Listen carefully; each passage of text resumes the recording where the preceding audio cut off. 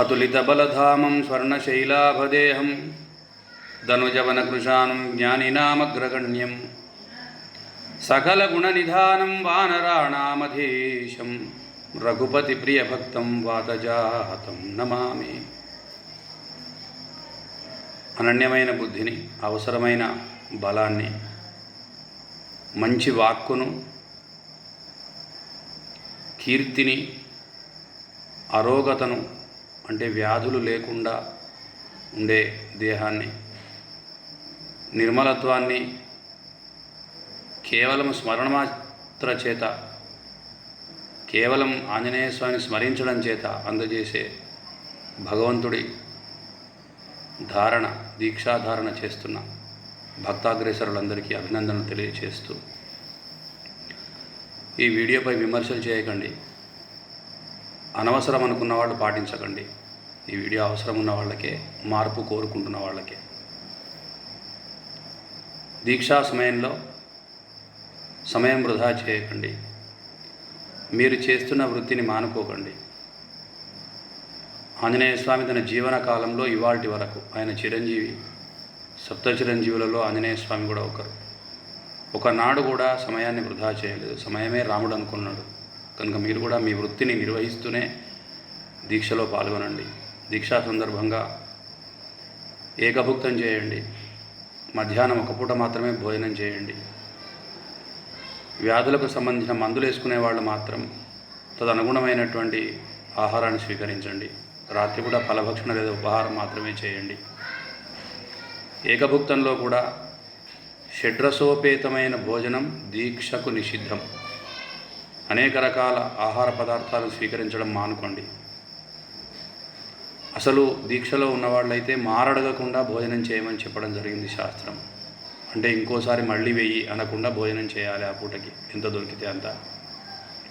ప్రస్తుతం చేస్తున్న పనుల వల్ల సాధ్యం కాదు కనుక కడుపు నిండా భోజనం చేయండి. అయితే తక్కువ పదార్థాలతో భోజనం చేయండి. అన్నం, సాంబారు, మజ్జిగ సరిపోతుంది. అన్నదానం చేసే ఆలోచన ఉన్నవాళ్ళు కూడా నేను చెప్పిన మెను అవసరమైతే 2 రోజులు పెట్టండి. కానీ తక్కువ పదార్థాలతో, అన్ని కూరగాయ ముక్కలతో సాంబారు చేసి అన్నం, మజ్జిగతో భోజనాన్ని ముగించండి. మానవ జీవన యొక్క లక్ష్యం అదే. దీక్షలో క్రమంగా ఒక్కొక్కటిగా మానుకొని చివరికి అన్ని విషయాలపైన అనాసక్తతను ప్రదర్శించి దీక్ష యొక్క సాంగత ఫలితాన్ని పొందేటువంటి ప్రయత్నం చేయండి. నిరంతర రామనామ స్మరణతో ఉండండి. తప్పకుండా ఉదయం ఒకసారి, సాయంత్రం ఒకసారి మీ గ్రామంలో ఉన్నటువంటి అందరూ స్వాములు కలిసి హనుమాన్ చాలీసా పారాయణం విధిగా చేయండి. గురుస్వాములు ఈ అన్ని విషయాలకు లీడ్ తీసుకోవాల్సిన అవసరం ఉన్నది. వారు ఆచరిస్తేనే తర్వాతి వారు ఆచరిస్తారు. అనవసరంగా మాట్లాడడం మానుకోండి. హరే రామనామ స్మరణ తప్పకుండా చేయండి. రామనవమి ఉత్సవాలు వస్తున్నాయి. ఉత్సవాలలో మీరు తను మన ధనాలతో పాల్గొనండి. డబ్బులు ఉన్నవాళ్ళు డబ్బులు ఇవ్వండి. డబ్బులు లేని వాళ్ళు మనస్సునివ్వండి. మనసుతో పాటు శరీరాన్ని కూడా కొంత అక్కడ ఖర్చు చేయండి. మీ బలాన్ని ఖర్చు చేయండి. రామకళ్యాణంలో ఇతోధికంగా శ్రమించి, ఎందుకంటే ఆంజనేయ స్వామిని కొలిచిన దానికన్నా రామసేవ చేస్తేనే ఆంజనేయ స్వామికి ఎక్కువ సంతోషం. ఆ విషయాన్ని మీరు గమనించండి. అనవసరమైన విషయాలలో మాట్లాడడం, అధికంగా మాట్లాడడం మానుకోండి. మౌనంగా ఉండడం దీక్షా లక్షణం. మీ గ్రామంలో జరుగుతున్న ఏ సత్కార్యంలోనైనా విరివిగా పాల్గొనండి. మీ గ్రామంలో ఉన్నటువంటి ఒక జీర్ణ దేవాలయ ఉద్ధరణకు శ్రీకారం చుట్టండి.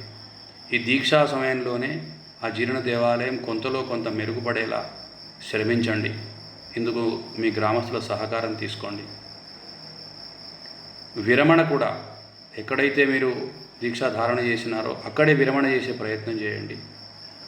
వైశాఖ మాసంలో పున్నమనాడు ఆంజనేయ స్వామి జననం జరిగింది కనుక సహజంగా జననం నాడు చాలామంది తమ గ్రామాల్లో ఉన్న ఆంజనేయ స్వామిని వదిలి మరెక్కడికో పోతున్నారు. భగవంతుడు అంతటా సమానమే, అంతటా ఆవిష్కృతమై ఉన్నాడు. ఆ విషయాన్ని గమనించి మీ గ్రామంలోని దేవాలయాలలోనే వైభవంగా హనుమత్ జయంతి కార్యక్రమాలు నిర్వహించండి. కేవల సమయానికే కాకుండా ముందు తర్వాత కూడా దేవాలయం యొక్క బాగోగులు చూసే ప్రయత్నం చేయండి. అందుకు అవసరమైన ప్రణాళికలు రచించండి. మీరు మాట్లాడే ప్రతి మాట ధర్మ ఉద్ధరణ కోసం, కనీసం మీ గ్రామంలో ఉన్న ఒక జీర్ణ దేవాలయ ఉద్ధరణ కోసం పనికి వచ్చేలా జాగ్రత్తలు తీసుకోండి.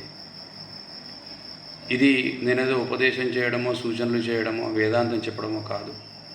నేను మాట్లాడిన మాటల్లో లాజిక్ ఉంటే, అది కరెక్ట్ అనుకుంటే దాన్ని తూచా తప్పకుండా పాటించండి. ధర్మాన్ని ఆచరించడం వల్ల మాత్రమే అది నిలబడగలుగుతుంది. కనుక ఆ ధర్మాన్ని ఆచరించి ఆంజనేయ స్వామికి అనుగ్రహానికి మీరంతా పాత్రులు కావాలని, అనన్య సామాన్యమైన శక్తి సంపన్నుడైన ఆంజనేయ స్వామి యొక్క అనుగ్రహం వల్ల మీరు మీ కుటుంబ సభ్యులు ఆయురారోగ్యాలతో ఉండాలని ఆ స్వామిని ప్రార్థన చేస్తూ స్వస్తి.